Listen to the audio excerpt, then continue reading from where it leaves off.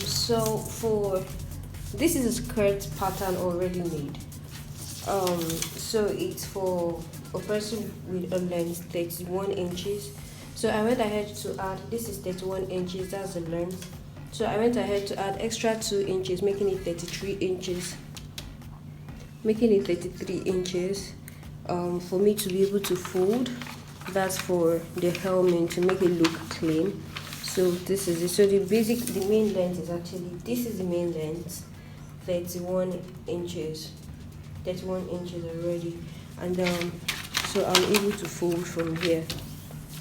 Okay, so guys, I went ahead to take measurement. I went ahead to take 9 inches, which is the standard measurement for me, standard measurement for the waist to the hip. So you can see from here to here 9 inches. I did the same thing here, and I crossed the line. I crossed the line horizontally. So for this particular one, my client's hip is 10 inches. So I went ahead here to measure 10 inches, and that was how I got this. So I went ahead to connect the lines together.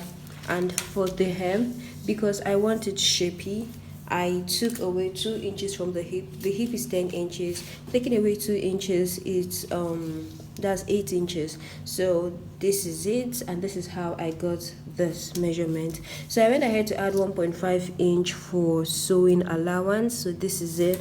I went ahead to add 1.5 inch, and then I drew another line here before I had it cut out. So that's how my pattern came about. So now I'm going ahead to cut this on my fabric. So this is it. So you fold your fabric. Okay, can you see I have folded my fabric? I don't like to use my fabric, so pattern papers are actually the best for me because it helps me manage my fabric. And now cutting this on my fabric, don't forget we divided our hip measurement. Sorry, I didn't mention this earlier. So my client's waist measurement is 32 inches. Dividing that by 4 is 8 inches. That was how I got the measurement for the waist. And my client's hip is 40 inches. Dividing that by 4, you have 10 inches. That was how I got the measurement for the hip. And of course, you know how I got this one. I just removed 2 inches. So if you don't want yours to be so shapy, like towards the knee, or like this is a 3/4 length. So if you don't want it too shapy, you can actually make yours to, like, you can extend it. Instead of 8 inches here, yours can be 9 inches, depending on how straight or how curved you want it to be. Okay, so I'm going ahead now. Don't forget, this is just 1 out of 4. So with this one, I'm going to use this 1 out of 4 to cut the main skirt. So I went ahead to, like, don't forget that already there is allowance on this, so I don't need to like put any allowance on my fabric. So I'm just going ahead to like fold this like this. I don't want to waste anything at all. I manage as much as possible. Okay, so this is it, and this skirt is actually a dartless skirt, so there is no dart on the waist. If there were, I wouldn't have just had it cut, like I would not have done like the straight I would not have done like 8 inches. I would have done like 9 inches. That is 8 plus 1 inch, that's allowance. But because this is a dartless skirt, this fabric is a crepe fabric and it's a bit stretchy, so I just felt there was no need for the dart.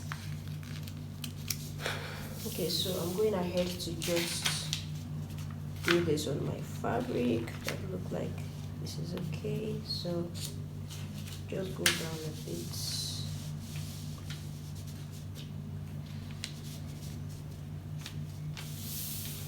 Let's see. So my fabric is on fold. So it is on fold.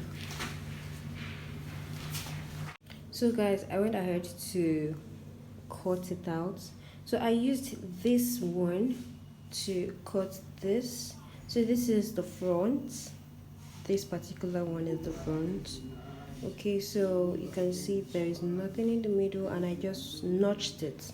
Like I notched the center point, so I'll know where the center is. And I used this same pattern paper to cut the back. So the only difference is I included an extra 1 inch here for my zip allowance, so you can see that. So this is it.